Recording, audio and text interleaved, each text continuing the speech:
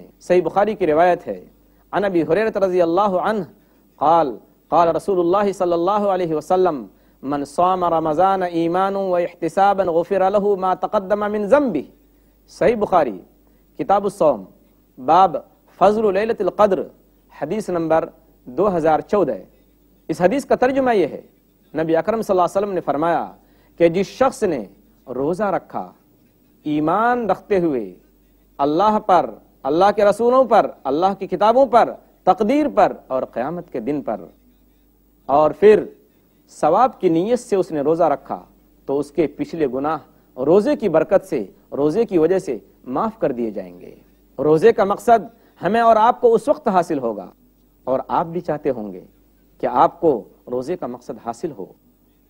تو واقعہ یاد کیجئے وہ جس میں اللہ کے رسول صلی اللہ علیہ وسلم نے فرمایا کہ آپ صلی اللہ علیہ وسلم رمضان کے مہینے میں زیادہ سے زیادہ صدقہ و خیرات کرتے تھے، قرآن پاک کی تلاوت زیادہ سے زیادہ کرتے تھے۔ تو اب جو روزہ دار قرآن پاک کی زیادہ تلاوت کرے، ان تمام چیزوں سے بچتے ہوئے جو میں نے پہلے بتائیں، اور اس کے ساتھ ساتھ صدقہ و خیرات کرے، تو اس کو روزے کا مقصد حاصل ہو سکتا ہے۔ عن ابن عباس رضی اللہ عنہما قال قال رسول اللہ صلی اللہ علیہ وسلم اجود بالخیر وکان اجود ما یکون فی رمضان حین یلقاہ جبریل وکان جبریل یلقاہ کل لیلۃ فی رمضان حتی ینسلخ یعرض علیہ النبی القرآن فإذا لقیہ جبرائیل کان اجود بالخیر من الریح المرسلہ۔ صحیح بخاری کتاب الصوم 1690۔ اس حدیث کا ترجمہ یہ ہے، نبی اکرم صلی اللہ علیہ وسلم نے فرمایا، حضرت عبداللہ ابن عباس رضی اللہ تعالیٰ عنہما اس حدیث کے راوی ہیں، اس کو بیان کرنے والے ہیں، وہ کہتے ہیں کہ آپ صلی اللہ علیہ وسلم سخاوت میں بہت آگے رہتے تھے، آپ کی سخاوت بہت زیادہ بڑھی ہوئی رہتی تھی۔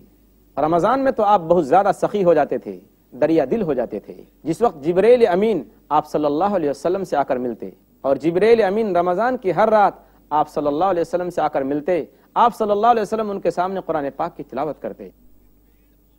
جب آپ صلی اللہ علیہ وسلم سے جبرائیل امین آ کر ملتے تو آپ تیز ہوا کی مانند سخی ہو جاتے تھے۔ اس لیے رمضان کے مقصد کو اور روزے کے مقصد کو پانے کے لیے ضروری ہے کہ آدمی قرآن پاک کی زیادہ سے زیادہ تلاوت کرے، قرآن پاک کو زیادہ سے زیادہ پڑھے اور سمجھ کر پڑھنے کی کوشش کرے، اور زیادہ سے زیادہ صدقہ و خیرات کرے۔ ناظرین کرام، میں آپ سے ایک بات پوچھتا ہوں کہ ہماری سوسائٹی کے اندر جو ہمارا آج کا سماج ہے، آپ کا سماج، اس میں مسلمانوں کا حال کیا ہے؟ کہ کتنے مسلمان ہیں اور کتنے نوجوان ہیں جو رمضان کے روزے رکھنا تو بہت دور کی بات ہے، وہ اس مہینے کا احترام تک نہیں کرتے۔ وہ کھلم کھلا ویسے ہی کھاتے ہیں اور پیتے ہیں جس طریقے سے ایک غیر قوم کا آدمی کھاتا پیتا ہے۔ آپ نے دیکھا ہوگا ہوٹلوں میں دن کے وقت پردے ڈال دیے جاتے ہیں۔ یہ ایسے لوگ ہیں جو اللہ کے اس حرمت والے اور عزت والے مہینے کا مذاق اڑاتے ہیں۔ ناظرین کرام، ہم اپنی سوسائٹی کے اندر یہ بھی دیکھتے ہیں، شہر اور دیہات کے فرق کیے بغیر، کہ مسلم نوجوانوں میں خاص طور پر روزہ چھوڑنے کی وبا عام ہوتی جا رہی ہے۔ آج جبکہ مسلمانوں کی پکڑ بہت کمزور ہوتی جا رہی ہے اپنے نوجوانوں پر، اور ہمارے نوجوان جان بوجھ کر بغیر کسی شرعی عذر کے روزہ چھوڑتے ہیں، اور ڈھٹائی کے ساتھ، بے شرمی کے ساتھ وہ کھاتے پیتے ہیں کھلم کھلا، تو اس گناہ کو روکنا چاہیے۔ اگر ہم نے اس گناہ کو نہیں روکا تو ہم سوسائٹی کو اللہ کی پکڑ سے اور اللہ کے عذاب سے نہیں بچا سکتے۔ یاد کیجئے قرآن پاک کی آیت، اس میں اللہ تعالیٰ نے فرمایا وَاتَّقُوا فِتْنَةً لَا تُصِيبَنَّ الَّذِينَ ظَلَمُوا مِنْكُمْ خَاصَّةً، کہ اے لوگو ڈرو اور بچو اس فتنے اور مصیبت سے اور اس عذاب سے جس میں صرف وہی لوگ نہیں آئیں گے، جس کی پکڑ میں صرف وہی لوگ نہیں آئیں گے جن لوگوں نے ظلم کیا ہے، جن لوگوں نے نافرمانی کی ہے۔ اس پکڑ میں، اس عذاب میں وہ لوگ بھی گرفتار ہوں گے جنہوں نے اس گناہ کو، اس برائی کو اپنے ہاتھوں سے نہیں روکا۔ کیا فرمایا اللہ کے رسول صلی اللہ علیہ وسلم نے؟ عن ابی سعید الخدری رضی اللہ عنہ قال قال رسول اللہ صلی اللہ علیہ وسلم من رأى منکم منکرا فلیغیرہ بیدہ، کہ تم میں سے جو شخص کوئی برائی ہوتا ہوا دیکھے تو اسے چاہیے کہ وہ اس کو ہاتھ سے روک دے۔ فإن لم يستطع فبلسانہ، اگر ہاتھ سے نہیں روک سکتا ہے اس برائی کو تو زبان سے روکے۔ فَإِن لَّمْ يَسْتَطِعْ فَبِقَلْبِهِ، اگر زبان سے بھی اس برائی کو نہیں بدل سکتا ہے تو دل سے اس برائی کو بدل دے۔ صحیح مسلم کتاب الایمان حدیث نمبر 49۔ دل سے بدل دینے کا مطلب کیا ہے؟ دل سے اس برائی کو بدل دینے کا مطلب یہ ہے کہ آدمی کو تکلیف ہو کہ کیا بات ہے کہ ہمارے نوجوان روزے کی حالت میں، رمضان کی حالت میں روزہ نہیں رکھتے اور کھلم کھلا کھاتے پیتے ہیں، اور اس تکلیف کا اثر ان کی پیشانیوں سے ظاہر ہو، ان کے چہروں سے ظاہر ہو۔ مثال کے طور پر ایک شخص کو پیٹ میں درد ہے تو کیا اس کے چہرے سے ظاہر نہیں ہو جاتا کہ واقعی اس کو تکلیف ہے، واقعی وہ پریشان ہے، اور اس کے چہرے سے ظاہر ہو جاتا ہے۔ بالکل یہی حال جب ہم دیکھیں کہ ہمارے نوجوان یا ہمارا کوئی بھائی روزہ چھوڑ رہا ہے تو ہم سمجھیں کہ یہ بہت بڑا منکر ہے، یہ بہت بڑی برائی ہے، سماج سے اس برائی کو ختم ہونا چاہیے، اور جب تک ہم اس برائی کو ختم نہیں کر لیں گے ہم دم نہیں لیں گے، ہم سانس نہیں لیں گے۔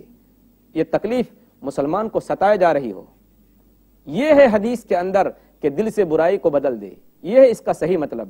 ناظرین کرام، جب کوئی بھی برائی کھلم کھلا ہوتی ہے، عام طور پر سب کے سامنے ہوتی ہے، تو اس کا جو سب سے بڑا نقصان ہوتا ہے وہ یہ ہے کہ لوگوں کی ہمت کھل جاتی ہے، اور پھر دوسرے لوگ بھی دیکھا دیکھی اس برائی کو کرنے پر تل جاتے ہیں۔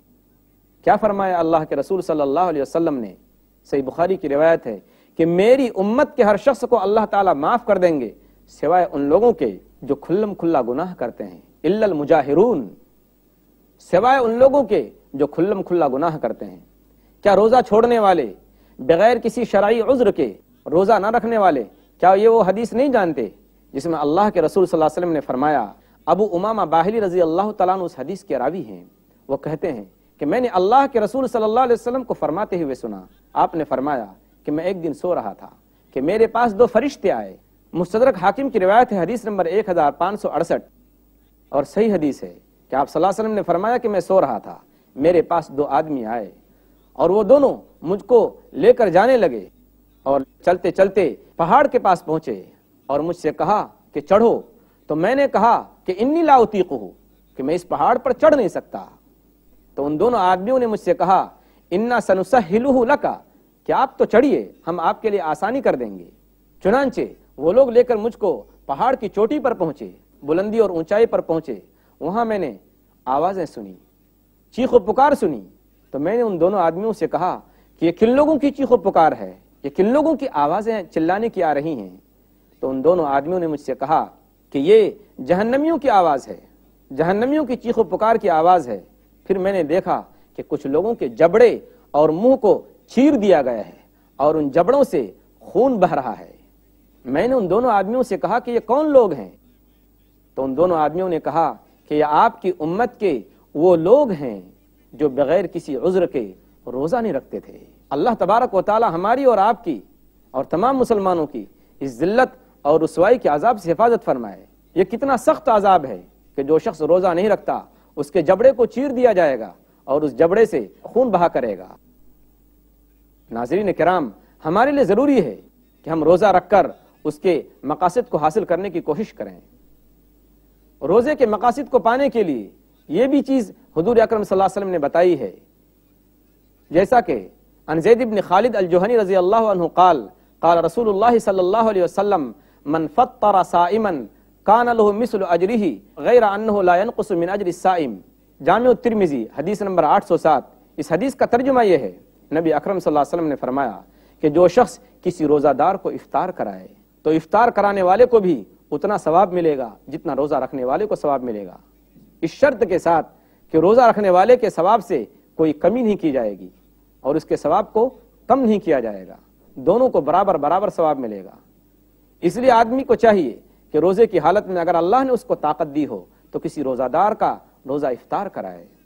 ناظرین کرام، آئیے ہم عہد کرتے ہیں اللہ تبارک و تعالیٰ سے کہ ہم روزے کے مقصد کو پانے کے لیے ہم جھوٹ نہیں بولیں گے، ہم غیبت نہیں کریں گے، ہم چغلی نہیں کریں گے، ہم ناجائز کسی کو نہیں ستائیں گے، ہم کسی پر الزام نہیں لگائیں گے، نہ ہم حرام کھائیں گے اور نہ حرام کھلائیں گے، اور اسی کے ساتھ ساتھ ہم قرآن پاک کی تلاوت زیادہ کریں گے اور جھوٹ سے بچیں گے۔ اس کے علاوہ تقوی اختیار کرنے کی بھی جتنی بھی شکلیں حضور اکرم صلی اللہ علیہ وسلم نے بتائی ہیں ان پر ہم عمل کریں گے۔ نتیجہ کیوں کر اچھا ہو نہ ہو جب تک عمل اچھا نہیں بویا ہے تخم اچھا تو کب کاٹو گے پھل اچھا، کرو مت آج کل حضرت برائی کو ابھی چھوڑو، کرو مت آج کل حضرت برائی کو ابھی چھوڑو، نہیں جو کام اچھا وہ نہ آج اچھا نہ کل اچھا۔